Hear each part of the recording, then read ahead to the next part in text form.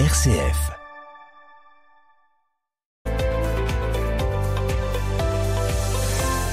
Regard croisé sur le Grand Est. L'actualité économique, sociale et environnementale. Présenté par Jean Fischer, en collaboration avec le Césaire. Les bassins de vie transfrontaliers, une réalité pour nombre de nos concitoyens. Une réalité, oui, mais peu méconnue. Une vraie source de dynamisme et de vitalité. Éclairage et projection par le Césaire, Grand Est et le mouvement européen. Monsieur Arster, bonjour. Vous êtes président de la commission transfrontalière au Césaire Grand Est. Pouvez-vous nous expliquer qu'est-ce qu'un bassin de vie transfrontalier et qui est concerné par ces bassins de vie?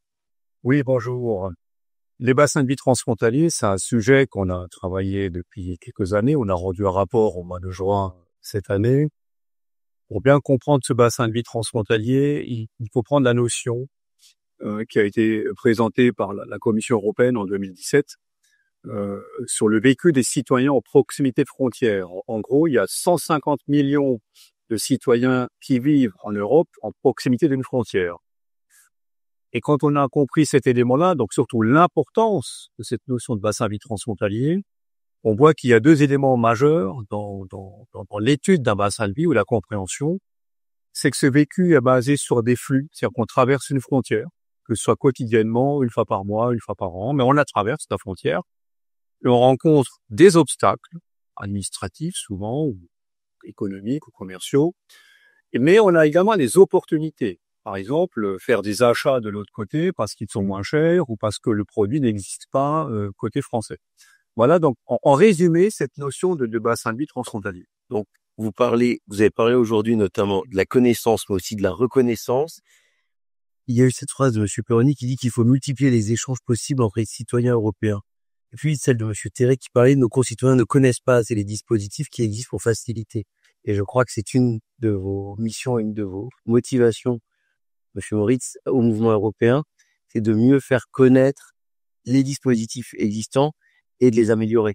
Oui, tout à fait. Merci pour votre invitation. Le mouvement européen, c'est une association qui a été créée après la Seconde Guerre mondiale et qui visait vraiment à participer et à faire participer les citoyens à la construction européenne.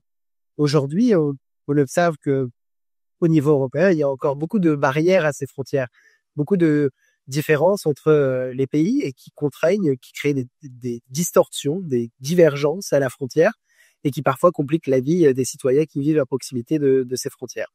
Donc le mouvement européen, il a à la fois un rôle éducatif, pédagogique si on veut, de montrer à ces citoyens ce qui existe aujourd'hui, ce que fait l'Europe pour eux. Et ça, c'est important de le comprendre, que ce soit en matière de santé, de mobilité, etc.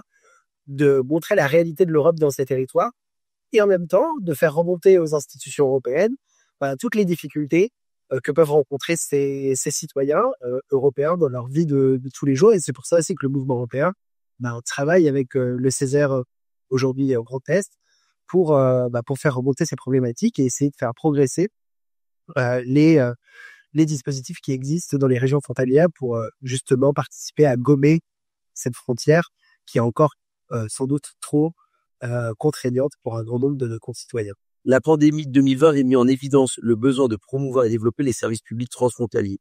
Qu'en est-il depuis? Que préconise le Césaire et le mouvement européen pour justement fluidifier ça? Écoutez, le Césaire aujourd'hui, on a bien vu, et c'est une réalité, depuis cette pandémie de 2020, on a vu se fermer les frontières. Et bien entendu, on a vu aujourd'hui un nombre de travailleurs frontaliers qui n'arrivaient plus à rejoindre leur travail dans leur emploi de tous les jours. Donc, cette réalité aujourd'hui, on a essayé de la gommer, comme disait tout à l'heure Monsieur Moritz. Mais bien à force de penser que cette réalité est toujours présente, puisque on a aujourd'hui aussi ces contrôles aux frontières qui réapparaissent. Ce ne sont pas dus à la pandémie, mais ce sont aussi aujourd'hui des contrôles qui viennent justement retenir un petit peu le quotidien effréné et le quotidien des travailleurs frontaliers. Et donc, que préconisez-vous pour justement fluidifier ces échanges, aussi bien au niveau de la circulation des personnes, des biens et surtout les échanges de services, je crois?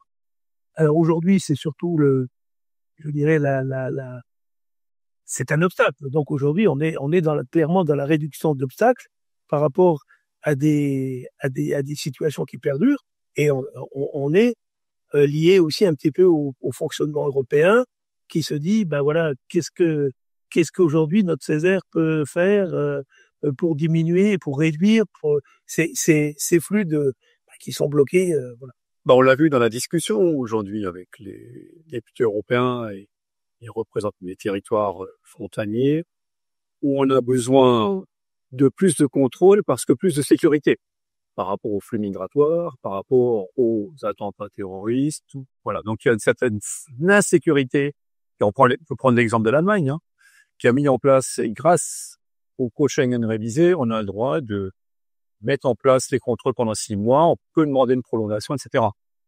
Mais là où dans le débat, on a eu aussi, grâce à Hervé Moritz, la discussion suivante, c'est que quelque part, c'est une atteinte à la liberté fondamentale de mobilité au niveau européen depuis 1993 et surtout une atteinte à la citoyenneté européenne. Il faudrait éviter ces contrôles en proximité de frontières. Moi, je dis souvent aussi aux élus allemands, vous savez, vos contrôles sont faits à la frontière même, quand on vient dans votre territoire. La France est en contrôle depuis 10 ans, avec une bande de prolongation tous les 6 mois. Et on voit pas aussi visiblement les contrôles en France. Donc en fait, il y a plusieurs manières de gérer les contrôles dans la notion de sécurité nationale. On vit les uns à côté des autres, on fait les mêmes actions, mais chacun de sa manière. Et au final, c'est les citoyens qui vivent dans ces bassins de vie transfrontaliers qui doivent apprendre à jongler entre les systèmes pour en tirer le meilleur parti. Oui, en effet, ce que vous dites est tout à fait juste, parce que parmi les discussions qu'on a eues cet après-midi, je pense qu'il y a des points qui sont très clairs. La première chose, c'est qu'on connaît peu les réalités transfrontalières encore aujourd'hui, parce que il y a de nombreux flux, on l'a dit, mais ces flux sont parfois pas mesurés. Il y a peu d'études finalement sur les pratiques, et même si nos concitoyens transfrontaliers, en fait, vivent des deux côtés de la frontière dans ce bassin de vie qu'on définit. Ils peuvent aller consommer, par exemple, dans un autre pays ou travailler dans un autre pays, participer à un club sportif peut-être de l'autre côté de la frontière. Toutes ces réalités-là ne sont pas prises en compte parce qu'elles ne sont pas mesurées. Et la deuxième chose, je pense, qui a été pointée, et c'est un peu la difficulté qu'on a, c'est que souvent, on essaie de corriger ces difficultés à la frontière, parce que la frontière est encore une contrainte. Donc, on essaie de corriger les problèmes qu'on identifie et d'y apporter des solutions concrètes. Le problème, c'est que parfois, il faut pouvoir remonter à des échelles bien plus vastes, peut-être à l'échelle européenne, et faire même changer la législation européenne pour éviter en fait ces distorsions à la frontière. Et aujourd'hui, parfois, on se retrouve à bricoler plus dans des territoires transfrontaliers que véritablement à transformer l'Europe pour qu'elle soit adaptée en fait à ces citoyens qui ont l'habitude de traverser les frontières. Et donc, il faut qu'on choisisse finalement dans quelle Europe on se vire. Est-ce que c'est une Europe où on essaye de corriger les problèmes qui se créent, et c'est une Europe qui crée les problèmes en privé, ou en tout cas les États qui créent les problèmes à la frontière, et après on essaie de les corriger?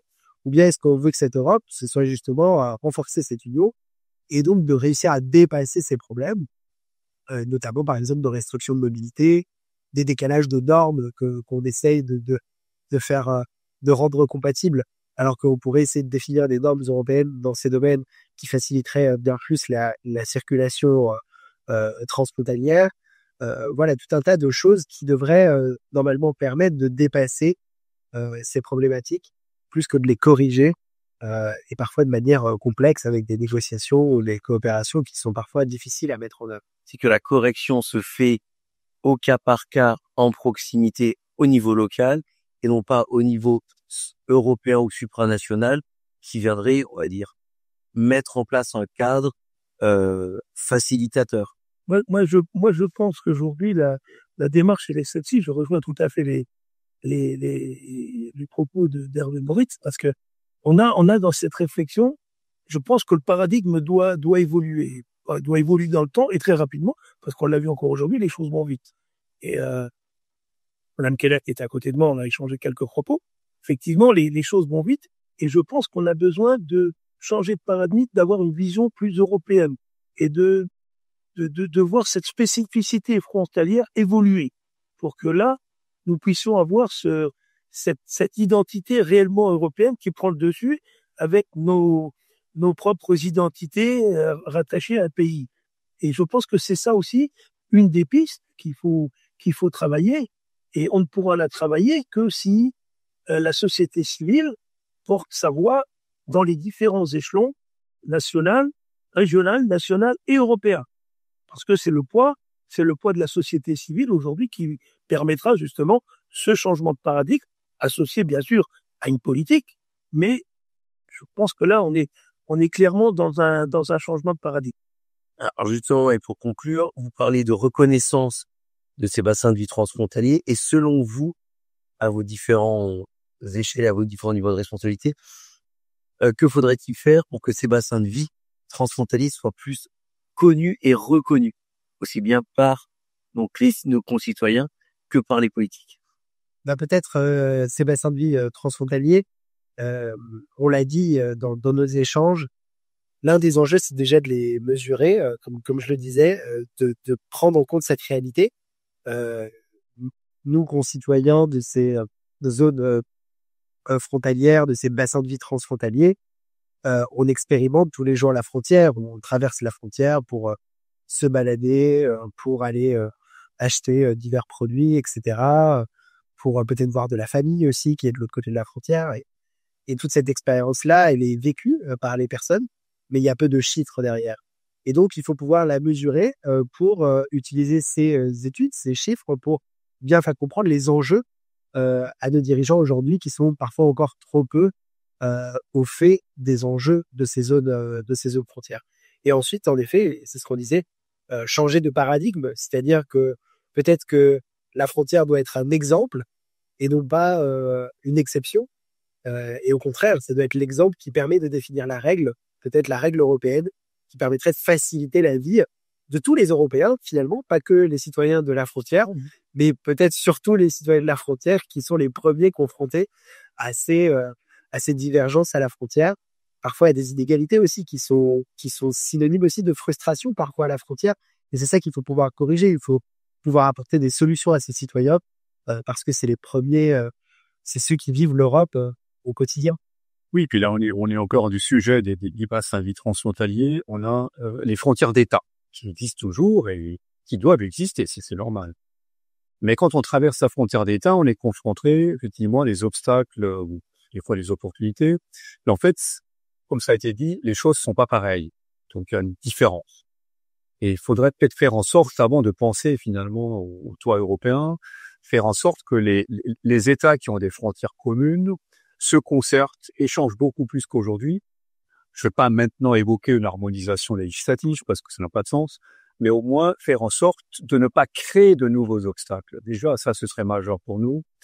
Et ensuite, au niveau européen, peut-être quand même, c'est un peu ce qu'on va essayer de faire de lobbying pour que dans les différentes administrations de la Commission qui sont en cours de rédaction des futurs règlements européens, ils intègrent cette notion de vécu, cette citoyenneté vécue aux frontières, que ce soit dans leur outil Eurostat ou Eurobaromètre ou autre, mais effectivement d'éviter ces contraintes-là dans les bassins de vie frontaliers, sachant que comme on n'a pas de chiffres réels sur les flux, tout le monde ne traverse pas la frontière. Donc en fait, à partir de quel moment le bassin de vie devient intéressant pour un fonctionnaire du ministère à Paris ou à Berlin ou ailleurs? Parce que tant qu'on n'a pas l'importance des flux, on ne peut pas se projeter sur une politique publique ou même une politique européenne. Eh bien, écoutez, messieurs, merci beaucoup pour ces échanges, votre présence, et à très bientôt pour de nouveaux regards croisés avec le Césaire Grand Est sur RCF. Merci d'avoir suivi Regards croisés sur le Grand Est. Retrouvez toutes nos émissions en podcast et sur les réseaux sociaux RCF Cœur de Champagne. Une émission en collaboration avec le Césaire.